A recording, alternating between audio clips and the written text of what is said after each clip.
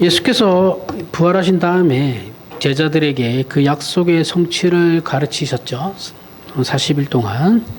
저들이 궁금증에 대해서는 성령 강림을 그 답으로 주시면서 예수님이 그냥 승천하셨습니다. 그리고 제자들에게는 대책 없는 기다림이 주어졌죠. 그리고 근데 그렇게 오랜 시간이 걸리지는 않습니다. 그렇게 오랜 시간이 걸리지 않아 성령 강림 사건이 이제 일어나게 됩니다. 그런데 이 성령 강림 사건이 일어나기 전에 제자들이 이제 먼저 한 일이 있죠. 그죠? 예수께서 승천하시고 이제 성령 강림이 일어나기 전에 그 사이에 제자들이 기도하는 것 외에 이제 공식적으로 가장 먼저 한 일이 가룟 유다의 배신으로 공석이 된 사도의 자리, 지금 11명이죠. 그렇죠? 원래 12명인데 그 한 명의 자리를 이제 뽑아서 메꾸려고 했죠. 해서 이제 마띠아를 뽑게 됩니다. 이때 제비를 뽑았다고 해서 지금 또 제비를 뽑는 이건 아니에요. 이 제비로 뽑았죠, 그죠? 그래서 한때 이 시작부터 이런 얘기부터 해야 되는데 총회장을 뽑는데 제비로 뽑는 교단이 있었어요. 우리도 제비로 뽑자, 성경적이지 않냐? 아니에요. 이런 거는 시대를 따라가는 겁니다. 이게 참, 이런 거 보면 답답해요. 그런 것도 참, 목사들이라는 사람들도 그런 걸 제대로 모르니까. 너무 답답합니다. 제비 뽑는 거 아닙니다. 이때 당시에만 그렇게 하는 거예요. 뭘 제비를 뽑아요? 제비를 뽑긴. 그럼 장로교회가 왜 있어요? 에휴, 진짜. 하여튼, 그러나 성령 강림 사건이 일어나기 전에 이제 뽑고 예수께서 승천하실 때, 근데 문제가 뭐냐면 예수께서 승천하실 때 이 부분에서 아무런 언급이 안 하셨거든요. 너 가룟 유다가 이제 공석이 됐으니까 너네 한 명 더 뽑아 이런 얘기를 안 하셨어요. 그러니까 안 해도 되는 거예요. 굳이. 안 해도 되는 건데 제자들이 한 거예요. 이상하죠? 왜 굳이 했을까? 이 부분을 이제 다루려고 하는 겁니다. 거기에 이 부분에 대한 이제 자유. 이거 자유의 선택이거든요. 그러니까 교회가 하나님께서 꼭 명령하시지 않은 부분이지만 교회가 해야 할 일들에 대해서 이제 적극적으로 이제 임한 거죠. 굳이 안 해도 되는 일이에요. 안 해도 되는 일인데 교회가 이거를 이렇게 적극적으로 자유의지를 가지고 행했다라는 거죠. 그럼 그럼 굳이 그렇게 행했냐? 이런 부분과 그럼 그 자유의 의미가 뭐냐라는 것을 우리가 이제 생각해 봐야 되는 문제입니다. 이 부분에서는. 다른 생각도 할 수 있겠지만 저는 이 부분에 대해서는 이제 그렇게 그 부분에 대해서 이제 내려고 하는 겁니다. 자, 어쨌든 제자들은 예수께서 아무런 언급도 안 하셨고 명령도 안 하셨지만 굳이 사도의 자리를 채우려고 했어요. 그럼 사도 바울까지 가면 13명인 거예요. 그죠? 이 마띠아를 뽑아서 12명이 됐었는데 나중에 바울까지 참여하게 되니까 13명이 돼요. 그죠? 근데 이 사도 바울은 이방인들을 위한 사도입니다. 이게 좀 달라요. 약간 좀 같은 사도인데 약간 좀 그게 다릅니다. 그래서 바울까지 사도로 임명이 되는 거예요. 가능한 거예요. 따라서 이 사건의 그러면 중요성이 뭐냐? 그럼 뭘 말하려고 하는 겁니까? 그랬을 때 제자들이 예수께서 명하신 일을 수행하기로 예수께서 뭐라고 해요? 땅 끝까지 이르러 내 증인이 되라고 하셨죠. 그렇죠? 너희가 성령의 권능을 입어. 그게 명령이에요. 명령인데 자, 그 일을 이제 수행하기로 했어요. 결심하고 가장 첫 번째로 한 일이 사도를 다시 뽑는 거죠. 그렇죠? 한 사람의 사도를 다시 뽑는 게. 그걸 이제 거기에 가치가 있는 거예요. 그러니까 사도를 다시 한 사람의 공석인 걸 굳이 안 뽑아도 되는데 뽑겠다라는 건 뭐예요? 우리는 예수께서 명령하신 그 명령을 지킬 마음이 있습니다. 지금 우리는 그렇게 결정했습니다. 그러기 위해서 우리가 좀 더 이 교회를, 우리 이 제도를 조금 더 견고하게 다질 필요가 있을 것 같습니다. 라고 해서 뽑은 거예요. 무슨 말이냐? 예수께서 명하신 다른 모든 일에 앞서서 예수님이 성령 강림 때까지 너네 기다리라고 했으니까 기도만 하고 있을 거 아니에요. 그렇죠? 기다리고 있는데 그 모든 일에 앞서서 공석이 되어버린 사도의 자리를 채웠다라는 건 앞으로 자신들이 해야 할 일이 뭔지를 아는 거예요. 알고 전열을 정비하는 거죠. 그렇죠? 군인들이 전쟁을 하기 전에 전열을 정비하듯이 그 공적인 일을 시작하기 위해서 첫걸음을 뗀 것이 사도를 다시 뽑는, 한 사람을 빠진 사도를 다시 채워넣은 겁니다. 이거는 교회가 결정한 거죠. 그죠? 하나님이 명령하신 게 아니에요. 교회가 스스로 결정하고 선택한 겁니다. 그 자유예요. 자유인이 가지는 특징이에요. 이 자유인이 가지는 특징은 선택과 뭐예요? 결정이죠. 내 스스로 할 수 있는. 이것은 누구에게 굴복하거나 강요되는 일이 아니고 스스로가 결심하는 거예요. 그죠? 자유는 스스로 결심하는 거죠. 물론 책임도 스스로 지는 겁니다. 우리나라 사람들이 이상하게 그냥 내 마음대로 하는 것까지만 자유라고 생각해요. 그러면은 책임도 져야죠. 내 책임은 얘기는 아무도 안 해요. 이상해요. 이 보수주의자들이 더 그래요. 이상하게 그래요. 보수는 원래 더 책임을 더 강조하거든요. 근데 우리나라 보수들은 이상해요. 그냥 지 마음대로 하는 것까지 미국 보수도 지금 그래요. 전 세계가 지금 이상하게 돌아가요. 이해는 못하겠어요. 동시에 뭐예요? 자신들이 결심하고 선택하는 자유. 동시에 이 일은 예수께서 제자들에게 맡기신 일을 감당하기 위한 순종이기도 하죠. 왜요? 예수께서 명령하신 그 명령을 우리가 온전히 순종하기 위해서 비어진 사도의 자리를 채우는 거니까. 그죠? 이건 하나의 순종으로 들어갈 수 있는 거죠. 그러니까 제자들은 자신들에게 주어진 그 자유를 순종으로 이어지게 한 거죠. 요게 신앙입니다. 이해하시겠죠? 무슨 말인지. 내 마음대로 하는 게 아니고 내 마음대로 선택하되 그게 결국 하나님께 순종의 길로 가게 하는 그게 신앙이에요.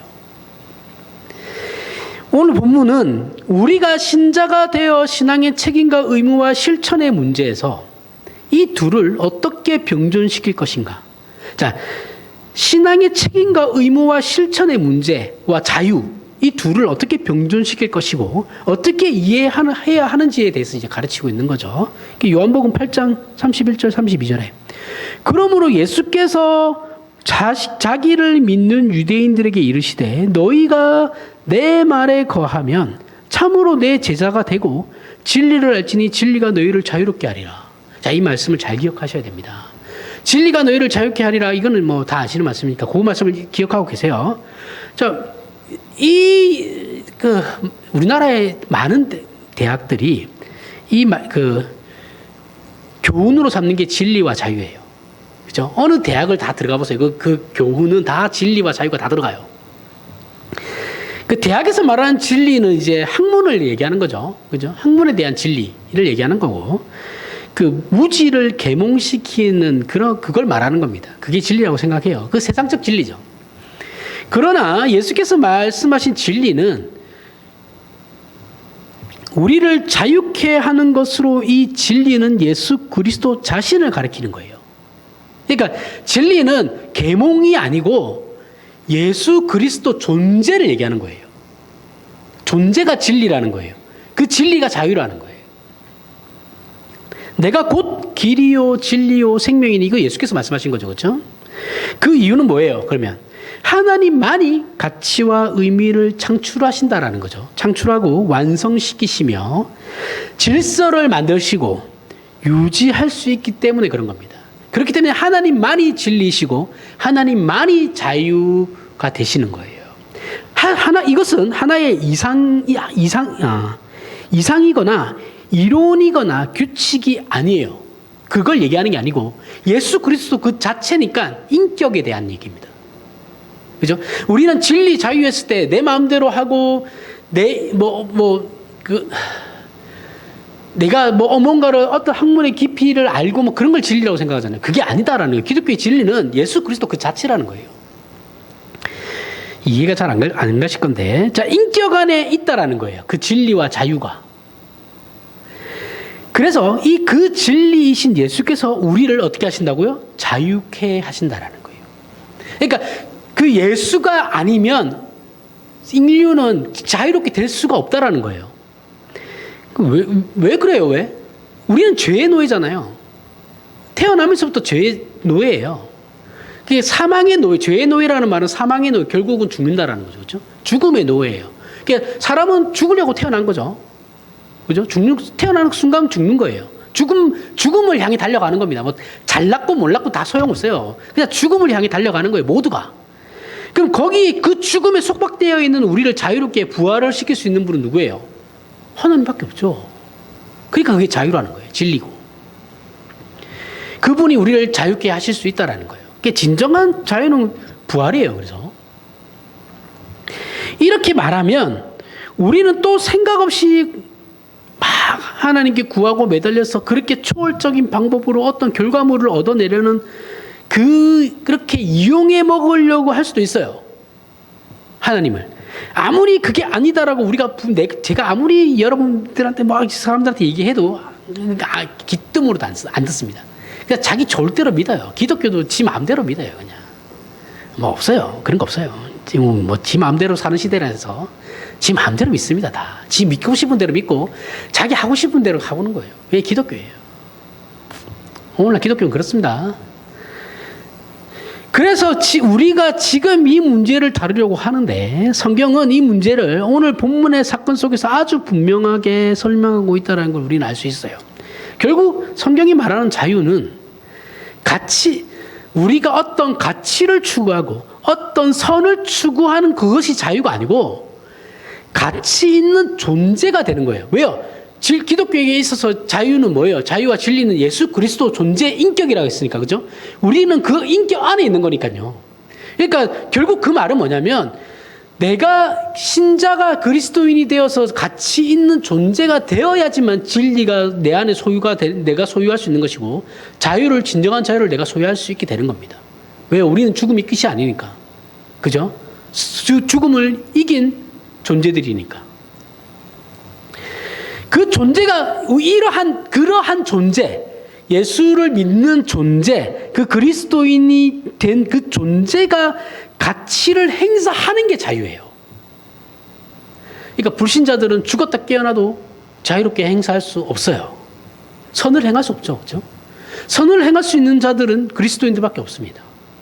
불신자들은 선을 못해요. 그냥 지네들끼리 지네들이 정해놓은 윤리 안에서 윤리를 행할 뿐이지 그게 하나님 앞에 선이 되지는 않습니다. 착하게 산다고 천국 가는 게 아니에요. 천당 가는 게 아니에요. 다른 거예요. 존재예요. 존재. 기독교인, 그리스도인은 착한 일을 하는 사람들이 아니에요. 선한 일을 하는 사람들이 아니에요. 그건 우리가 그리스도인이 되었기 때문에 행하는 일인 것이고 존재가 중요한 겁니다. 내가 그리스도인이 되었다라는 것이 중요한 거예요. 이해하시죠? 예수를 믿는다가 중요한 거예요. 그래서 근데 너는 기독교인이 그리스도인이라는 게 그렇게 살아도 돼? 그렇게 살 수도 있죠. 그리스도인이라고 다 완벽하나요? 그렇지 않아요. 그렇게 살 수 있어요. 하지만 그 사람이 그렇다고 해서 그리스도인이 아니냐면 그건 아니에요. 이해하시죠? 무슨 말인지. 존재가 앞서는 겁니다. 무조건. 그 사람의 도덕성에 대해서는 비판할 수도 있죠. 근데 그 사람이 도덕성에 대해서만 비판해야죠. 니는 신자도 아닌, 이런 얘기는 우리가 할 수 있는 입장이 아니에요. 이해하시죠? 그러니까 저 사람은 어떻게 저런 사람이 교회 다니고 기독교인이라고 그러냐. 그럴 수 있어요. 그 사람도 사람이니까. 그 사람은 예수 믿는다고 해서 그 사람이 180도 변해요? 여러분들 다 변했어요? 저도 안 변했는데요? 사람이 예수 믿으면 다 180도 변하고 막 이렇게 안 그래요. 이제 제가 얘기했죠. 기질은 절대 변하지 않습니다. 급한 성격은 기질이죠. 죽었다 깨어나도 안 변해요. 성향은 변하죠. 이거는 후천적인 거니까. 기질은 타고나는 거예요. 선천적인 거예요. 성향은 뭐예요? 예를 들면 정치 성향. 그죠? 그런 건 다 변해요. 살아가면서 변할 수 있는 거죠. 근데 기질, 내가 타고난 기질, 저희 집안이 성격이 급하고 욱하는 성격이 있는데 이거는 죽었다 깨어나도 안 변한다니까요. 저희 아내도 마찬가지입니다. 인정해야 돼요. 서로. 인정합니다, 저는. 저희 아내 욱하는 성격. 근데 우리 아내는 욱하는지, 저 인정하는지 모르겠어요. 저는 그거 인정해요. 그래서 욱하면, 제가 또 욱하는구나. 이러고 가만히 있어요, 저는. 아무 말 안 해요. 거기에 대해서 토닥이나 이러지 않습니다. 안 그렇다고 할 수도 있어요. 속으로 웃기고 있는 할 수도 있습니다. 저는 그렇다라는 거예요. 제가 생각할 때. 기질은 안 변합니다. 뭔 얘기하다 이까지 왔죠.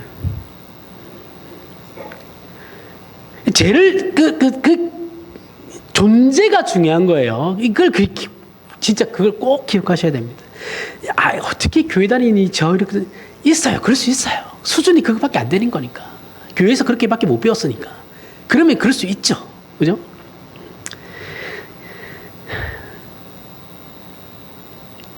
요한복음 읽었죠?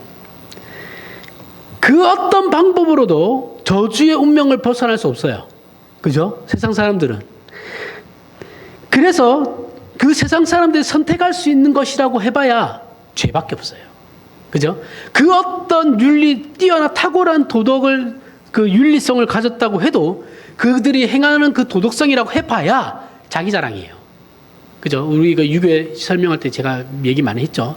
유교는 내 잘난 맛에 사는 애들이에요. 선비들은. 선을 행할 수 있는 건 그리스도인밖에 없습니다. 그리스도인은 죄와 선 중에 선택할 수 있어요. 그죠? 여기에 이제 우리의 자유가 들어가는 겁니다. 선을 행할 수도 있고, 죄를 선택할 수도 있어요. 그러니까 이게 그들에게 있어서, 저들에게 있어서는, 불신자들에게 있어서는 이거는 선택의 문제가 아니죠. 죄밖에 지을 수 없는 존재들인 겁니다. 그러니까 예수를 모르면 생명이 없고 진리가 없죠. 없으니 의미와 가치를 가질 수도 없어요. 자신들이 아무리 자기 스스로 의미와 가치를 세웠다 한들 자기 만족일 뿐이에요. 그죠? 그게 하나님 앞에 인정되지는 않습니다. 유지할 수도 없고, 그러니 당연히 완성될 수도 없죠. 그래서 이들은 그저 헛되이 살아갑니다. 죽으려고 태어났는데도 그렇게 아무것도 아닌 일에 목숨을 걸고 살아요. 그죠? 인간은 그렇게 열심히 헛되든지, 성실하게 헛되든지, 정직하게 헛되든지, 착하게 헛되든지, 그렇게 헛된 인생 살다가 결국은 죽어요. 그죠? 이 공감을 하셔야 돼요. 그치. 결국은 죽을 거. 뭘 그렇게 아둥바둥 죽어서 내가 짊어지고 싸들고 갈 것도 아닌데. 한평생 그냥 편하게만 살려고 그렇게 편하게 살 정도만 있으면 되지. 안 그렇잖아요. 그죠? 짓밟아야 돼요. 더 뺏어야 되고. 자유는 가치 있는 존재가 되는 거예요. 가치 있는 존재가 선택권을 가지는 겁니다. 그게 자유예요. 그리스도인은 죄와 선을 선택할 수 있다 그랬죠. 그렇죠? 가치 있는 존재가 되었고 그 선택권을 가져요. 죄와 선이라는. 의존적이거나 누구에게 붙잡혀 있지 않고 스스로 선택할 수 있는 권리를 가지는 겁니다. 그게 그리스도인이에요. 자유인이에요. 기독교에서 얘기하는 자유인. 쟤네들이 얘기하는 그 자유, 지 마음대로 사는 게 아니고, 이해하시죠? 자꾸 한국 기독교도 계속 그쪽으로 가요. 보수 기독교는. 저들이 얘기하는 자유를 자꾸 교회에다 들이대요. 아니, 그렇게 들이대면 안 된다니까. 그럼 진리가 호도돼요. 그게 아니에요. 그 권리는 그가 가진 신분과 가치의 높이를 얘기하는 거죠. 그죠? 권리를 가지는 거예요. 권리를 가지는 건데 그 권리는 뭐예요? 우리 존재에 대한 거죠. 그 존재가 가진 신분과 가치의 높이죠. 우리가 가지고 있는 신분, 하나님의 자녀라는 그 신분, 그 가치, 그죠? 그런데 우리 신자들조차 이 자유를 세상 사람들처럼 자기 마음대로 하는 것으로 생각한다는 게 문제라는 거예요. 자유를 이렇게 이해하고 예수를 믿고 있다면 그 자유는 순종과 함께 갈 수가 없습니다. 그죠? 우리의 자유가 결국은 어디에 맞춰져야 된다고요? 하나님께 순종, 하나님의 순종으로 맞춰줘야 되는 건데 우리는 그 자유를 내 마음대로 사는 거에 맞춘다니까요. 그러면서 야 나는 이 자유 대한민국에서 내가 내 마음대로 하겠다는데 그게 왜 이렇게 그걸 합리화시키기 시작하면 저들은 그럴 수 있어요. 교회에서 그렇게 얘기하면 안 돼요. 교회는 그런 데가 아니에요. 기독교의 본질은 진리입니다. 그죠? 기독교만이 진리예요. 그래서 진리인 거예요. 결국 이건 가치와 생명의 문제죠. 그죠? 기독교가 진리라는 건 하나님만이 진리라는 것이고 그 예수 그리스도를 믿는 우리가 진리를 소유하게 되는 거죠. 그 하나님과 교통하게 되는 거니까. 그죠? 그 관계가 회복된 거니까 그 진리를 소유하게 되는 건데 그러면 결국 우리가 그리스도인으로서의 그 자녀의 신분과 가치를 가지게 되는 것이고 우리 안에 생명이 있는 거죠. 우리는 부활 생명이 있는 거니까. 그죠? 그러니까 결국 그 기독교의 기본은 진리인데 그 진리는 가치와 생명에 대한 문제다라는 것이고 이 가치와 생명이 비로소 무엇을 가진다고요? 선택권을 가지는 거예요. 이해하시겠죠? 그 그리스도인이 그래서 선택권을 가지는 그 진정한 자유를 가지는 거예요. 그럼 순종이란 뭐냐? 이 가치와 생명의 근원이고 주인이신 하나님께 속하는 겁니다. 그죠? 속하는 걸 말하는 거예요. 거기로부터만 가치와 생명이 나오는 거예요. 우리가 하나님께 속하지 않고는 가치와 생명이 나올 수 없죠. 저들과 다를 게 없죠. 그러면 그죠? 그런데 우리는 하나님께 속해 있잖아요. 속해 있기 우리는 삼위일체 하나님과 더불어 연합된 존재거든요. 그러니까 우리 안에 가치와 생명이 존재하죠. 그죠? 그렇기 때문에 우리가 그 자유를 누릴 수 있고 그 자유는 결국 하나님께 순종으로 가는 이런 도는 이게 뭐라고 그러죠? 모르겠습니다. 하여튼 그렇게 되는 거기로부터만 가치와 생명이 나오는 겁니다. 그래서 정리를 하면 자유는 선택권을 가지면서도 그 선택권은 가치와 생명을 가지지 않고는 존재할 수 없어요. 존재할 수 없는 것이고 행사할 수도 없는 것임을 가르치는 겁니다. 이 일에 대한 반응으로 사도적 교회가 제일 먼저 행한 일이 오늘 본문 사건이에요. 마띠아를 사도로 뽑은 사건. 자기들이 예수 그리스도의 부활로 말미암아 얻게 된 그 부활 생명의 어떤 권세, 그 권세와 혜택을 누리고 행사하는 자들이 되었음을 기록하고 있는 거예요. 우리가 이제는 진정한 자유인이 되었으니 우리의 그 선택권을 발휘해 보자. 그래서 그 선택권을 발휘한 것이 사도의 한 사람이 공석이니까 우리가 교회가 이 사도를 다시 뽑고 하나님이 앞으로 해야 할 일, 하나님의 일에 대해 우리가 만반의 준비를 하자. 요거예요. 결국은 그 일들이 하나님께 순종의 일로 간다라는 겁니다. 이해하시겠죠? 그런데 이 선택과 순종 관계를 말로 풀어내면 쉽죠? 이렇게 얘기하면 그렇지. 이해해. 연결이 되고 이해가 되면서 이제 묶이고 상호간에 연결이 되는 것 같아 이해도 돼요. 그렇지. 그런데 실질적인 신앙생활에서 이 선택과 순종 사이에 늘 긴장과 불협화음이 일어나니까 문제죠. 그렇죠? 제가 얘기한 건 어떻게 보면 관념적인 거죠. 앞에서 얘기한 거는. 그죠? 관념적으로는 다 이해하죠. 우리의 생각과 정신 안에서는. 근데 이게 내 현실에서는 안 돼요. 그죠? 우리는 이걸 지난 2000년 동안의 교회의 역사 속에서 늘 봐왔습니다. 안 돼요. 못합니다. 그래서 완전한 교회 공동체는 역사적으로 존재한 적이 없어요. 여러분, 칼빈이 종교개혁을 일으킨 주역 중에 한 명이잖아요. 그죠? 그럼 칼빈에게 배운 사람들은 얼마나 대단할까 이런 생각 하시잖아요. 칼빈이 교회에서 쫓겨났었어요. 쫓아냈어요, 칼빈을. 교인들이. 그래가지고 딴 데 갔다가 다시 돌아옵니다. 다시 와주십시오 해서. 사도 바울이 위대하잖아요. 사도 바울이 세운 교회들은 얼마나 위대할까 생각하잖아요. 그죠? 고린도 교회는 맨날 사도 바울 시비 걸었잖아요. 고린도 교회만 걸었습니까? 거의 다 사도 바울의 사역은 어쩌면 실패한 사역이에요. 그런 의미에서는.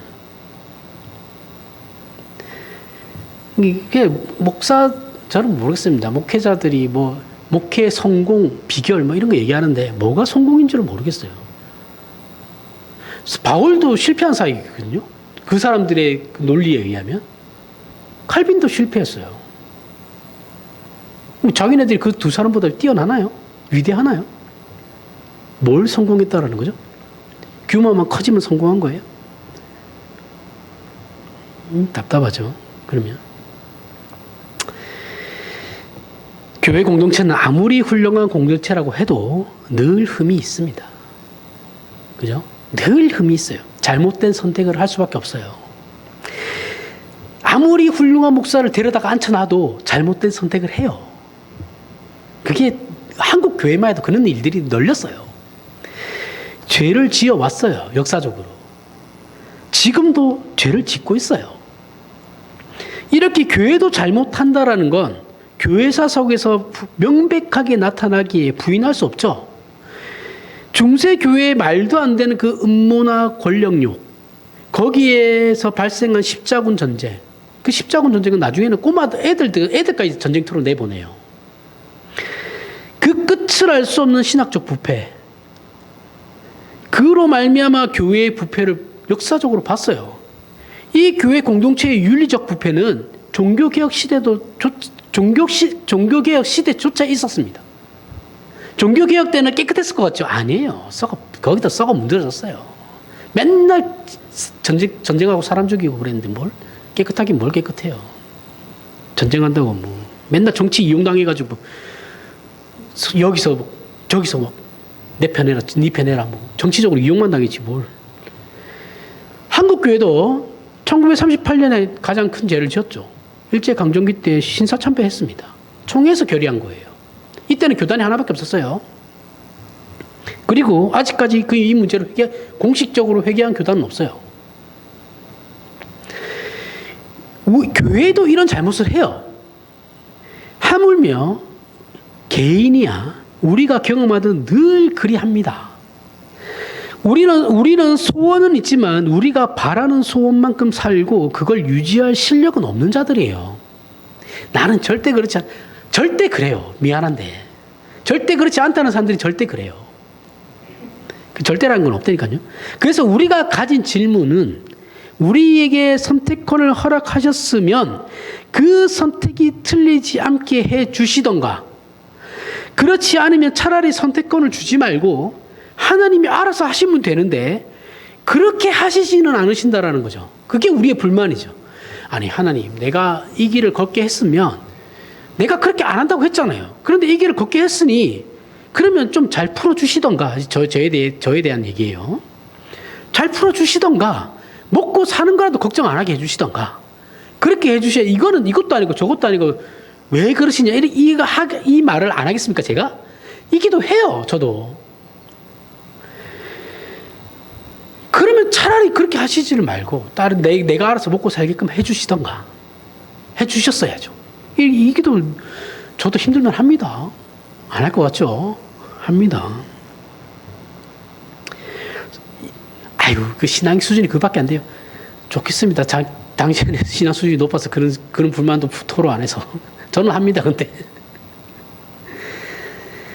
그런 걸 기도한다고 수준 낮다고 얘기하시면 안 돼요. 그럼 누구한테 얘기할 건데요, 그러면? 엄마, 아버지한테 가서 손 벌릴 거예요? 네? 나이가 50이 다 돼가는 애가? 성경은 이 질문에 대해서 고린도 후서 12장에 나오는 바울에게 있는 육체의 가시를 통해서 우리에게 답을 줘요. 그죠? 그러니까 바울 갖다 대면 솔직히 할 말이 없죠.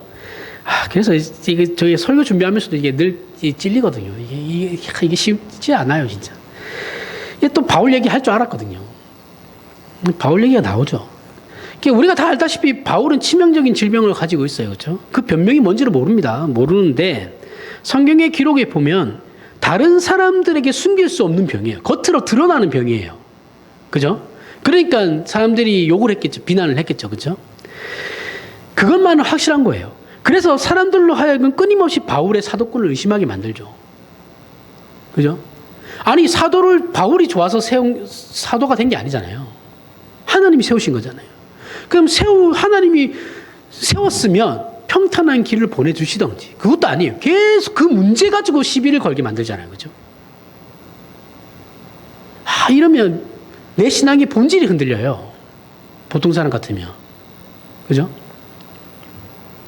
그러니까 제가 목사 안수를 받았는데, 너 목사 안수 안 받았잖아라고 계속 누군가가 우긴다고 해보세요. 어느 단체가. 그럼 내가 목사라는 거기에 대해 그게 근간이 흔들린다니까요. 안 그럴 것 같죠? 미쳐요, 사람. 답답해 죽습니다, 진짜. 이 문제를 해결하기 위해 바울은 하나님께 3번 기도했죠. 그러나 그의 기도는 자신의 명예나 자존심을 위해 병을 고쳐달라는 게 아니었어요. 그죠? 자신이 그래도 부름받은 사도인데, 이 질병이나 혹여 복음을 전하는데 자기가 복음을 전할 때 내 이런 모습이 누가 될까봐 3번 기도했다라는 겁니다. 복음을 증거하는 데 있어서 걸림돌이 될까봐. 그런데 하나님의 대답은 내 은혜가 내게 족하다라는 거죠. 내 은혜가 너에게 족하다. 이는 내 능력이 약한 데서 온전하여짐이라. 이 대답을 들이대면 거기에 대한 대꾸를 할 수 있는 사람 아무도 없습니다. 그냥 깨갱이에요, 깨갱. 이 문제를 조금 더 현실적으로 풀어보면 지금 한국교회가 사회적으로 비난과 조롱의 대상이 되었죠. 그리고 한국교회가 실제로 이런 일을 하고 있는 게 사실이죠. 그럼 그 당사자인 우리 신자들은 하나님, 한국교회가 하나님의 증인으로 영광된 기관으로 거룩하고 흠없으며 모두가 존경하고 감동하는 교회가 되게 은혜를 베풀어 주셔야죠. 왜 이렇게 비난과 조롱의 대상이 되게 합니까? 이렇게 기도할 수 있죠. 그랬더니 하나님이 내 은혜가 너에게 족하다. 그렇게 살아라. 이렇게 말씀하시는 거예요. 조롱받아? 조롱해? 조롱당해. 비난받아? 비난당해. 이러면 납득이 되냐고요. 이유 없이 내가 공격을 받는데 그게 납득이 되냐고요. 납득 안 되죠. 이걸 우리에게 그대로 적용하면 하나님, 그래도 내가 하나님의 자녀인데 요 모양 요 꼬라지로 사는 게 복음 전하는데 무슨 덕이 되겠습니까? 그러니 이제 저의 곡간을 채워주시고 자식들은 성공해서 보란듯이 하나님의 일을 하게 해 주십시오. 그러면 하나님이 아니 그럴 거 없다. 내 은혜가 이미 너에게 족하니 너는 그렇게 그냥 살면 돼. 이게 하나님이 모든 전 인류의 신자들에게 주시는 답입니다. 그냥 그 모양 그 꼬라지로 너네는 살면 된다. 거기에 만족하고 감사해라. 그게 답이에요. 성경에. 무슨 말이냐면 순종하라는 거예요. 그러니까 너를 부른 그 자리, 우리가 여러분들 각자가 서 있는 그 자리가 우리가 온 것 같지만 사실은 하나님께서 세운 자리예요.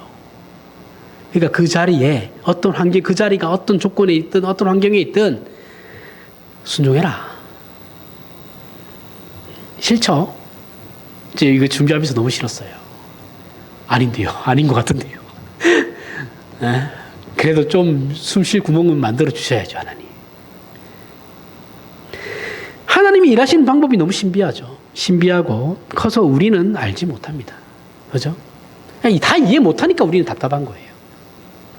알지 못할 뿐만 아니라 바울은 이 문제를 고린도전서 2장에서 이렇게 또 설명해요. 1절 5절 형제들아 내가 너희에게 나아가 하나님의 증거를 전할 때 말과 지혜의 아름다운 것으로 아니하였나니 내가 너희 중에서 예수 그리스도와 그가 십자가에 못 박힌 것 외에는 아무것도 알지 아니하기로 작정하였습니다. 내가 너희 가운데 거할 때에 약하고 두려워하고 심히 떨었노라. 내 말과 내 전도함이 설득력 있는 지혜의 말로 하지 아니하고 다만 성령이 나타나심과 능력으로 하여 너희 믿음이 사람의 지혜에 있지 아니하고 다만 하나님의 능력에 있게 하려 하였노라. 자, 고린도 교회를 세우고 전도할 때 바울이 두려워한 것이 무엇이냐면 그는 자신이 전하는 복음이 하나님의 능력으로 나타나야 하는 것인데 혹시나 자신의 어떠함, 자신의 그 박학다식함, 지혜로움, 지식의 충만함 뭐 이런 거 있죠. 자신의 어떠함, 즉 해박한 지식이나 논리적인 말로 저들이 복음을 하나의 사상 또는 그때 뭐 그리스 그 안에서 뭐 철학이 유명하니까 하나의 철학으로 그냥 받아들이진 않았을까? 이게 늘 두려웠대요. 바울은 복음이 하나님의 능력으로만 이루어질 수 있다는 걸 너무나도 잘 알고 있고 이건 논리나 설명으로 납득될 수 없다는 것도 잘 압니다. 아무리 논리적으로 얘기해도 안 들어요. 안 돼요. 그런 식으로 복음이 전해지는 게 아닙니다. 그래서 자신은 예수 그리스도와 그분의 십자가 죽으심만을 알기로 했대요. 그래서 공부 안 해도 되냐? 그 얘기를 하는 게 아니에요. 그럼 목사도 공부할 필요가 없는 그 얘기를 하는 게 아닙니다. 그게 아니에요. 예수 그리스도의 십자가 죽으심을 제대로 이해한 제자는 아무도 없죠. 그죠? 그 제자들은 너무 놀라서 다 도망갔어요. 당시에 예수를 따르던 군중들도 배신감을 느껴 바라바를 놓아주고 예수를 죽이라고 떠들어댔죠. 그 떠들어댔던 사람들이 예수님을 따라다니던 자들이에요. 예수님을 생판 모르는 자들이 아니고. 그런데 하나님은 그 길로 부활의 문을 여셨죠. 그래서 우리 신자들은 우리가 곧 죽을 것 같고 모든 것이 끝인 것 같은 상황들을 스스로 바꾸려고 애쓰고 발악하기보다는 죽는 그 길이 오히려 그리스도의 길이라고 하는 걸 기억하여 죽은 다음 부활을 향해 책임 있게 가야 한다고 바울은 가르치고 있는 겁니다. 우리 신자의 삶의 가장 중요한 책임과 권세는 하나님께 있습니다. 그래서 우리가 무엇을 해야 하고 어떻게 해야 하는지에 대해 하나님께 호소하는 거예요. 그럼 우리는 하나님께 무엇을 달라고 합니까? 우리는 맨날 세상 것 달라고 그러잖아요. 그게 뭐 그리 잘못된 것이냐고 물으면 하나님께 맡긴 삶을 살아가는 데 있어서 이게 큰 약점이 되기 때문에 그런 거예요. 큰 방해물이 돼요. 입으로는 예수를 믿는다고 고백하고 그 신앙을 논하고 있지만 실제적인 삶과 가치의 주인이 여전히 세상이라고 스스로가 고백하고 있는 거예요.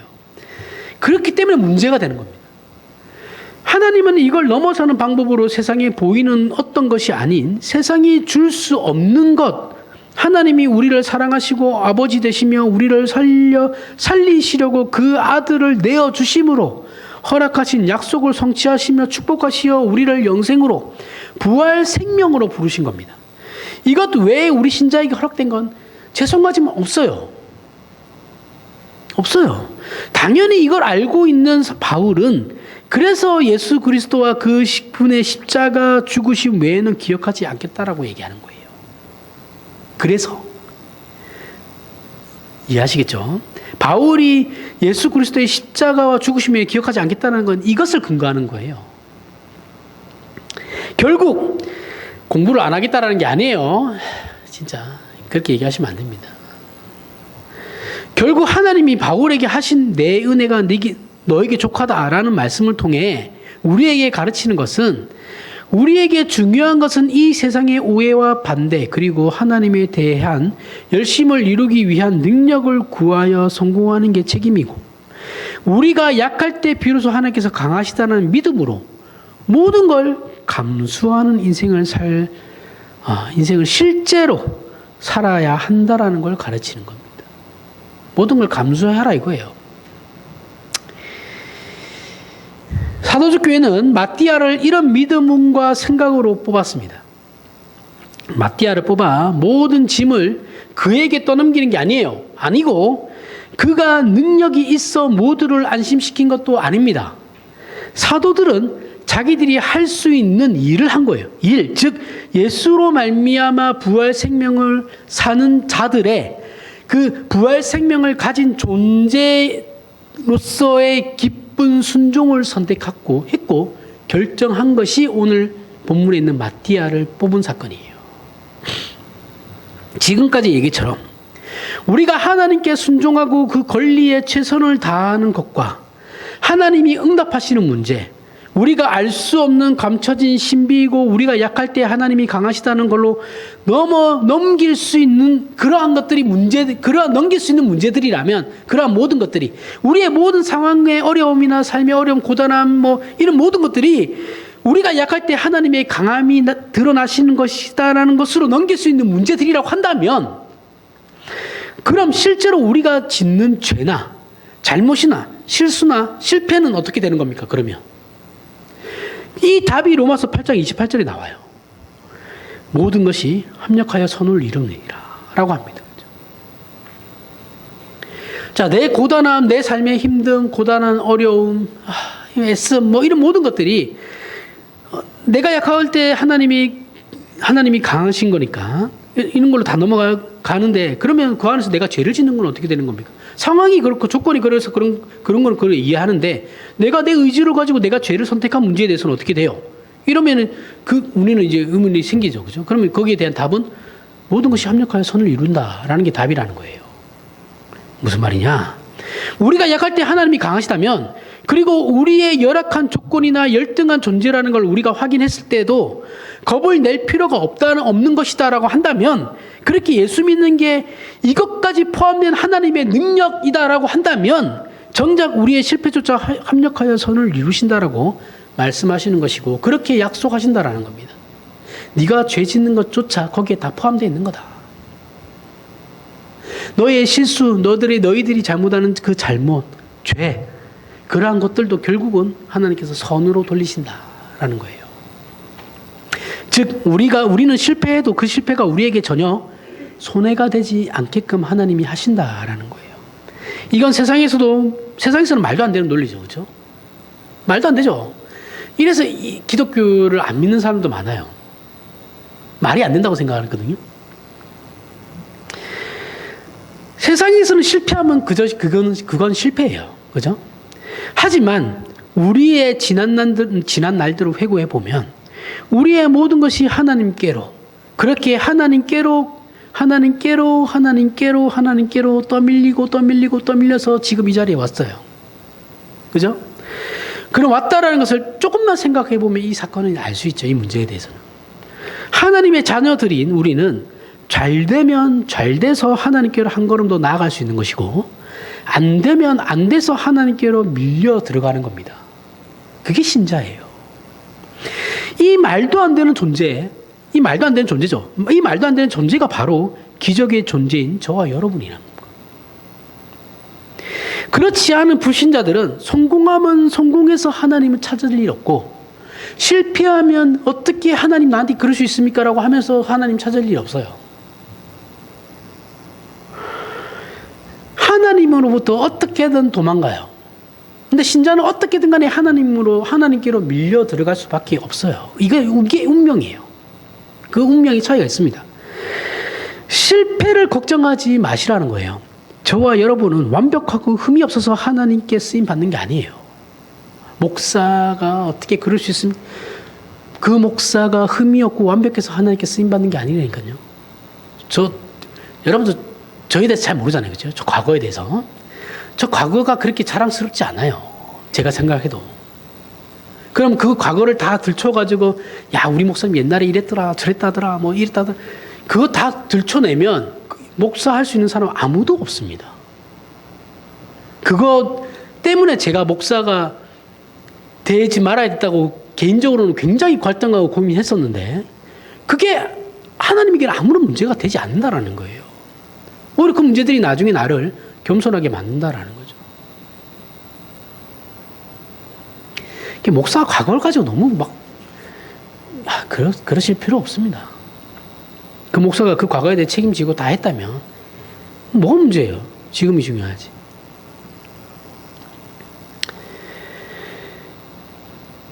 그리고 하나님이 부활 생명의 약속과 실제적인 능력 속에 우리가 존재하기에 예수께서 죽으심으로 마치 끝난 것처럼 보이던 일이 오히려 더 나은 부활의 길을 여신 것이요. 이처럼 우리의 실패와 부족함도 결단코 하나님의 일과 영광과 자녀로 사는 그 인생을 막을 수 없는 겁니다. 이걸 성경은 분명히 약속하고 있어요. 그러면 저와 여러분은 내 은혜가 내게 조카도다.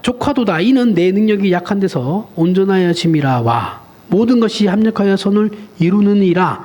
이거면 우리는 다 된 거예요. 안 그래요? 우리 신자가 이거 말고 뭘 그러면 더 바라겠습니까? 여러분들 모든 문제를 갖다가 가지고 와보세요. 이 답으로 다 해결된다니, 퉁친다니까요. 다 퉁쳐진다니까요. 할 말이 없어요, 우리는. 그러면. 우리 신자에게는 더 많은 이력과 더 많은 경력이 필요한 게 아니에요. 제가 예수를 믿습니다. 하나님은 나의 아버지십니다. 라는 고백 안에 우리의 모든 것이 다 들어가 있는 겁니다. 하지만 이런 일은 사실 이해하고 선언하는 것으로는 부족하죠. 예수께서 모든 신자에게 맡긴 이 신약시대는 예수께서 다시 오시는 그날까지 모든 시간과 공간이 우리 신자들에게 주어진 기회의 장이라는 걸 아셔야 돼요. 골로새서 1장 24절에 나는 이제 너희를 위하여 받는 괴로움을 기뻐하고 그리스도의 남은 고난을 그의 몸된 교회를 위하여 내 육체에 채우노라. 자, 바울이 자신의 사역을 고난으로 표현합니다. 예수 믿으면 마음이 편하고 감격스러우며 근심 걱정 없이 즐겁고 기쁜 기쁨의 첫날은 스쳐 지나가는 하나의 찰나입니다. 찰나, 그렇죠? 우리에게 주어진 절대 다수의 날은 근심 걱정으로 가득 차 있고 괴롭고 힘들며 고단해요. 지금도 고단하죠. 세상은 만만치 않고 하나님이 넉넉하게 주시지 않는 현실을 우리는 살아야 하는 거예요.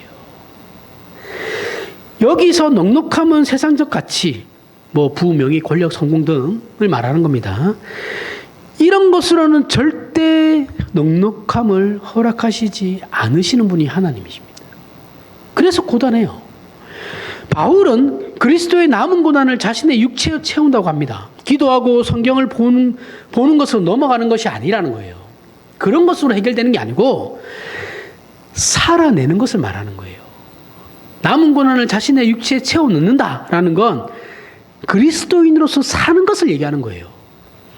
무엇을 살아내는 겁니까? 우리 각자에게 주어진 시간과 공간의 자리, 현실과 실존을 살아야 하고, 지금 우리 각자가 서 있는 누구의 남편이고 누구의 아내이며 누구의 아버지고 누구의 어머니라는 그 자리와 교회 공동체와 학교와 직장과 사회와 국가 안에서의 그 자리, 거기서 이 세상이 주는 지극히 현실적인 위협과 도전과 시험에서 어떻게 하나님의 자녀로 대응하고 반응할 것인지가 살아내는 것입니다. 맨날 이런 걸 안 하고 이것만 되면 다 해결될 거예요, 하나님. 나에게 이것만 주보세요. 제가 나머지 다 알아서 할게요. 거짓말하지 마세요. 그런 거 없어요. 지금도 못하는데 그거 준다고 할 것 같아요?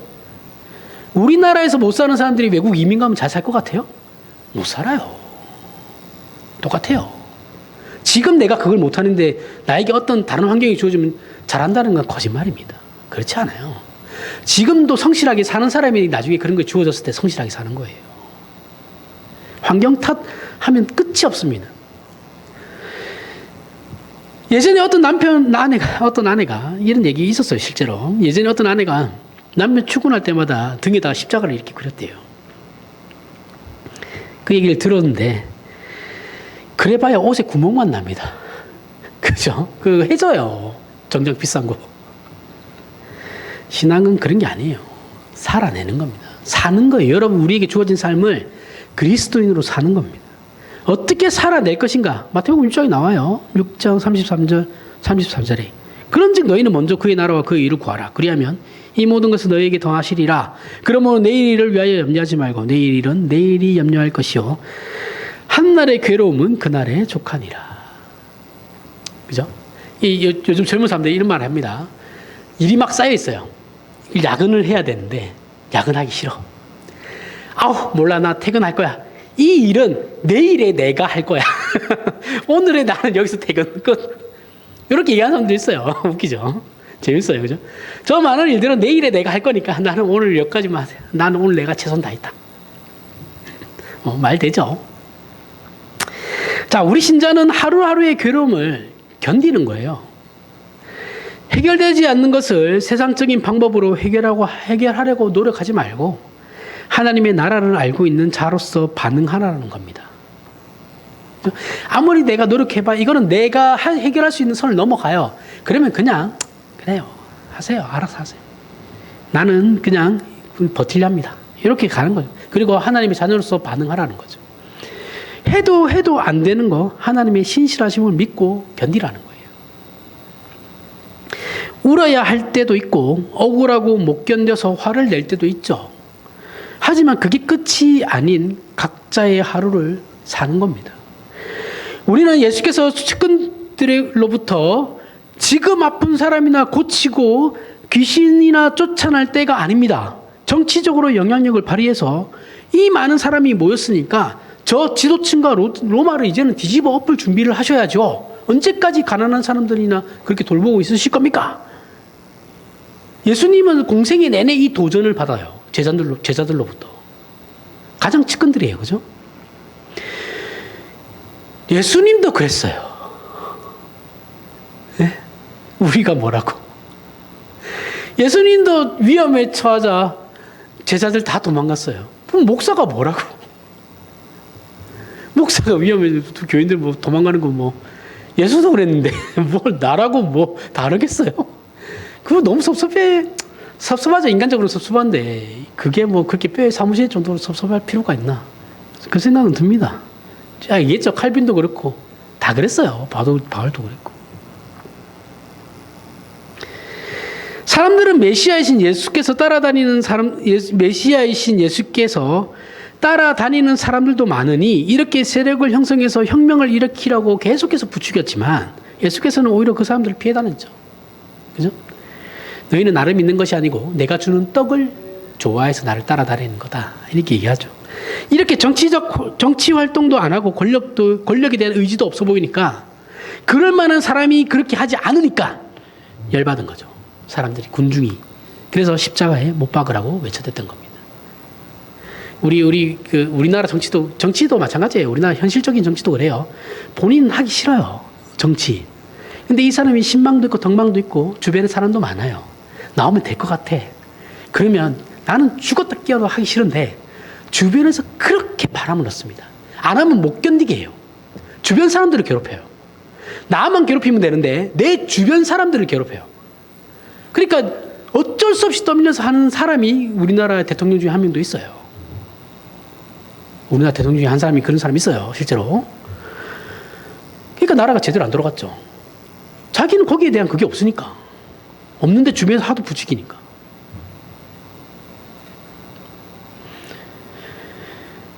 그렇다, 예수님도 그랬다라는 거예요. 그러니까 끝까지 예수님이 안 했죠. 그러면 사람들이 어떻게 해요? 원래 내 편인 사람이 돌아서면 더 잔인해지는 겁니다. 그죠? 공산주의였다가 전향한 사람들이 더 잔인해져요. 간첩 잡을 때 더 잔인하게 잡고 고문도 다 하고. 우리나라도 다 그랬죠. 우리나라 역사에 다 있는 거예요. 우리가 신자로 산다는 것과 자기 인생을 신앙으로 책임진다는 것은 해결해야 하는 얘기가, 내가 신자로 살아가는 그 삶은 이 삶을 해결해야 되는 문제가 아니에요. 우리는 다 해결받은 존재예요. 뭐예요, 그럼? 주어진 그 삶을 이제 살면 되는 거예요. 근데 우리는 살면서 계속 그 문제를 해결하려고 그래요. 아니에요. 우리는 다 해결받은 자들이니까요. 그래서 내 은혜가 네게 족하다라고 하시는 거예요. 너 이미 다 해결받은 자야. 걱정하지 마. 이거거든요. 이 말씀처럼 우리는 우리의 인생과 삶을 감수해야, 이제 우리에게 남은 건 주어진 삶을 감수하는 것밖에 없어요. 우리는 늘 틀리고 실패하는데 어떻게 합니까? 어떻게 그럴 수 있어요? 모든 것이 합력하여 선을 이루신다니까요. 그 잘못과 그 실패가 결국 나에게 좋은 교훈으로 돌아와요. 나를 성장시키게 한다니까요. 그런데 우리는 말만 하고 실천을 안 합니다. 안 되죠. 그렇죠? 그러니 멋있게 사려고 하지 말고 오늘 그 일에서 도망치지만 마십시오. 도망만 안 가면 돼요. 잘하라는 소리 안 해요. 도망만 가지 마십시오. 끙끙대면서 그냥 질질 끌려가서라도 그렇게 하면 돼요. 잘할 필요는 없어요. 하나님이 우리에게 잘하라고 하시지 않아요. 공부 열심히 해도 성적이 안 나오는 애들 있죠? 그러면 어떤 사람들은 그래요. 야, 결과가 중요한 거예요. 아니에요. 노력이 중요한 거예요. 공부는 그 노력하는 그 자세를 보는 거거든요. 야, 그럼 결과가 중요하지. 노력이 뭐가 아니에요. 잘할 필요 없어요. 신자들은. 노력만 하면 돼요. 나머지는 하나님이 알아서 노력을 해야 되는 거예요. 그 대신. 우리는 아무도 대신할 수 없는 우리의 삶을 살아야 되는 겁니다. 세상의 가치관을 가지고 자꾸 얘기하면 안 돼요. 우리끼리는 그렇게 하면 안 돼요. 우리끼리라도. 우리는 위로를 받을 수 있고 녹두리도 할 수 있지만 아무도 우리의 자리를 대체할 수는 없어요. 우리가 이 자리를 한숨 쉬고 울며 신음하고 기도하며 믿음으로 그 자리를 지키면 우리에게는 너무 버거운 하루지만 그래도 포기하지 않고 질질 끌려가서라도 가면 하나님이 알아서 다 만드신다라는 겁니다. 이건 기독교 역사가 증명하는 거예요. 사도적 교회는 이제 그것을 하기로 결심한 것이 마띠아를 뽑은 사건이에요. 이제부터 우리는 그렇게 할 겁니다. 그리고 그렇게 살아내므로써 오늘 우리가 존재하고 있는 거죠. 이 믿음의 신앙의 선배들이 그렇게 살아서 우리가 지금 존재하고 있는 거예요. 그러니 우리의 인생을 이제 하나님의 능력과 지혜의 인도함 속에 맡겨 하루에 일어나는 모든 일들 앞에 믿음을 가지고 정직하게 우리의 삶을 직면하시길 바랍니다. 다 이기지 못해도 돼요. 잘하실 필요 없어요. 하실 만큼 하시면 됩니다. 도망만 가지 마십시오. 거기에 주저앉아 울고 화낼지라도 그 자리만 지키면 하나님께서 거기에서 기적을 일으키실 겁니다. 기도하겠습니다. 하나님 아버지 은혜를 감사합니다. 우리의 신앙이 부활 생명으로 확증되어 있습니다. 주께서 그 길을 걸어 우리의 산 소망이 된 것을 알게 하셨으니 우리의 자리를 지켜 우리가 죽어나가는 그 자리에서 우리의 부활 생명을 이루시는 것을 지켜보는 우리의 인생이 되게 하여 주시옵소서. 믿음을 가지고 주 앞에 엎드려 기도하는 모든 것들이 우리에게 주어진 삶을 살겠다는 결심이고 실천이며 순종이 되게 하여 주시옵소서. 예수님 이름으로 기도합니다. 아멘.